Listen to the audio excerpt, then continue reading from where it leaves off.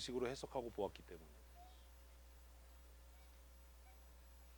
스데반의 얼굴이 집중 공격을 당하고 거짓 증인들 앞에서 죽을 수 있는 상황이 됐는데도 사람들이 볼 때, 공회원들이 볼 때 어떻게 인간이 저런 표정을 지을 수 있지?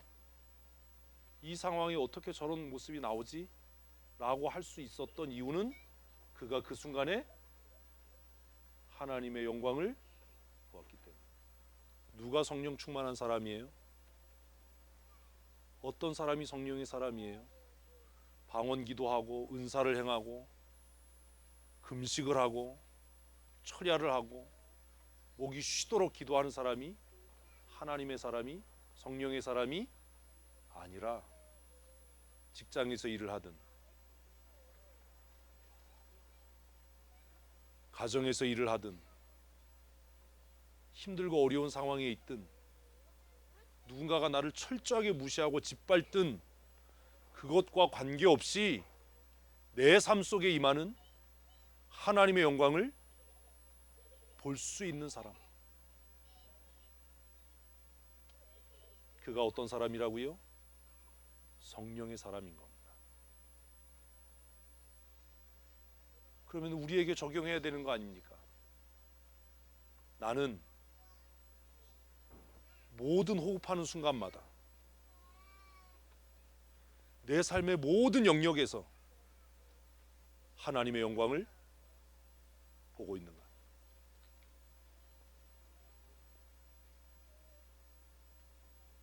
나는 누군가에게 나를 통해서 임재하고 역사하는 하나님의 영광을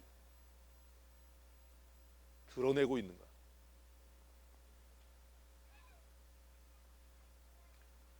몽골에 단기 선교 갔을 때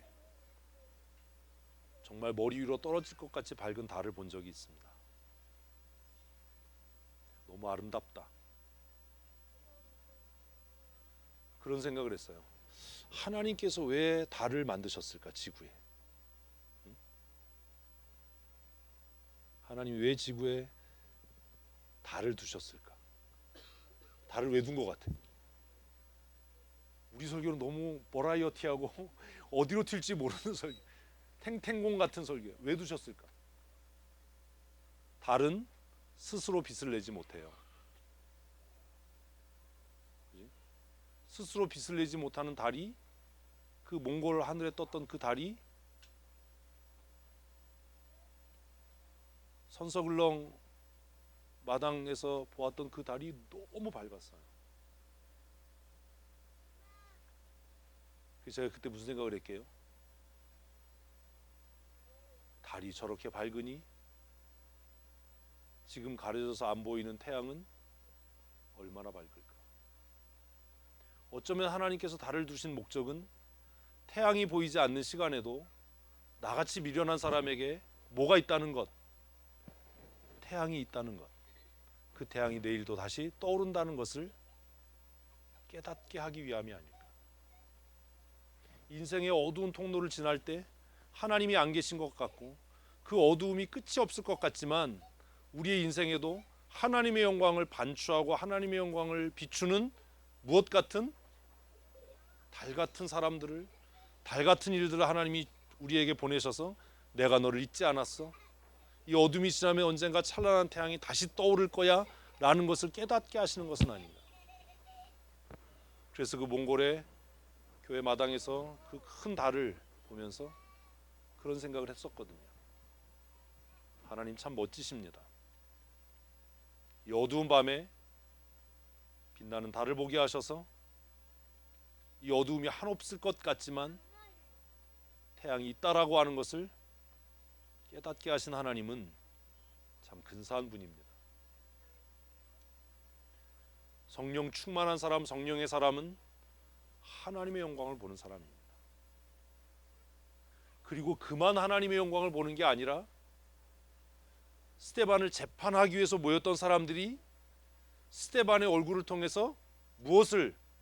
하나님의 영광을 볼 수 있었던 것처럼 내 삶을 통해서 누군가가 하나님의 영광을 볼 수 있는 삶을 살았으면 좋겠다. 정말 황량하고 황폐하고 어렵고 힘든 이 세상을 살아가면서 누군가 나를 통해서 하나님이 과연 살아계시다, 하나님이 나와 함께 하시다 라는 것을 알 수 있는 삶을 살았으면 좋겠다. 그래서 어두운 밤에 밝은 달을 만드신 하나님은 너무나 로맨틱하신 분입니다. 태양은 직접 쳐다보면 눈이 부시지만 달은 볼수록 아름답잖아요. 그죠? 그리고 어두운 밤의 달은 정말 더 아름답잖아요. 성령의 사람이란 난 괜찮아요, 난 힘세요, 난 뭐든지 할 수 있어요, 난 두렵지 않아요 라는 사람이 아니라 지금 두렵지만, 지금 힘들지만, 지금 고단하지만 내 눈이 주의 영광을 바라봅니다. 그가 성령의 사람 아니겠습니까? 스데반이 성령의 사람인 이유는 15절이라고 저는 생각합니다. 그의 얼굴이 천사의 얼굴과 같다. 누가 나를 사랑해서 그윽한 모습으로 바라봐 줄 때 우리는 그의 사랑만이 아니라 그를 통해서 우리를 사랑하시는 하나님을 보는 것 아닙니까? 젖먹이를 품에 안고 세상에 누구도 지을 수 없는 얼굴 표정으로 그 아이를 바라보는 어머니의 눈빛과 어머니의 얼굴에서 우리는 하나님을 보는 것 아닙니까? 돌아온 탕자를 끌어안고 한 손은 핏줄이 튀어나올 것 같은 우람한 남자의 손과 길고 가녀린 여자의 손을 그 아들의 등에 얹고 아들 대신 눈물을 흘리는 그 아버지의 얼굴이 하나님의 얼굴 아닙니까? 렘블란트는 어떻게 그것을 보았을까? 어떻게 그것을 화폭에 담아낼 수 있었을까? 성령 충만은 목사에게나 열성적인 성도에게만 있는 것이 아니라 그 한 폭의 그림으로 하나님의 영광을 표현했던 화가에게도, 아름다운 목소리로 하나님의 영광을 노래하는 가수에게도, 그리고 오늘 공회 앞에 두렵고 가녀린 모습으로 서 있었을 스데반에게서도 찾을 수 있는 것이 아닌가 하는 생각을 합니다. 일주일간 아이들을 돌아보고 돌아오는 비행기 안에서 그래서 이 사진을, 그림을 찾아서 다시 보았습니다. 렘브란트는 아마 모르긴 몰라도 어떤 사람이었을 거다? 성령의 사람이었을 거다. 그는 성령 충만한 사람이었을 거다. 그렇지 않다면 이런 그림을 그릴 수 없었겠지. 그가 보았던 하나님의 임재, 그가 느꼈던 하나님의 사랑을 그는 하나님이 그에게 주신 재능으로 이 멋진 그림을 남겼다. 그리고 제가 생각한 거죠. 그러면 나는 어떻게 살아야 할까? 나는 성령 충만한 사람으로, 하나님의 사람으로 어떻게 살아가야 할까? 사랑하는 성도 여러분, 성령 충만한 성령의 사람 되십시오. 방언하고 은사를 행하고 이것이 성령의 사람이 아니라 낙심할 수밖에 없고 근심할 수밖에 없고 절망할 수밖에 없는 상황과 순간에 뭘 보는 사람? 하나님의 영광을 바라볼 수 있는 사람, 하나님의 임재를 바라볼 수 있는 사람. 그래서 다시 믿음으로 승리하고 두려워하지 않을 수 있는 하나님의 사람들이 다 되셨으면 좋겠습니다. 오늘 좀 많이 늦어졌지만 예배 후에 우리 잠깐 모여서 오늘 함께 나눈 말씀으로 말씀 나눔을 했으면 좋겠습니다. 기도해 주셔서 한 주간 아이들을 잘 만나고 오게 기도해 주신 것 감사드리고, 또 이런 쉼의 시간들이 이렇게 설교를 풍성하게 합니다.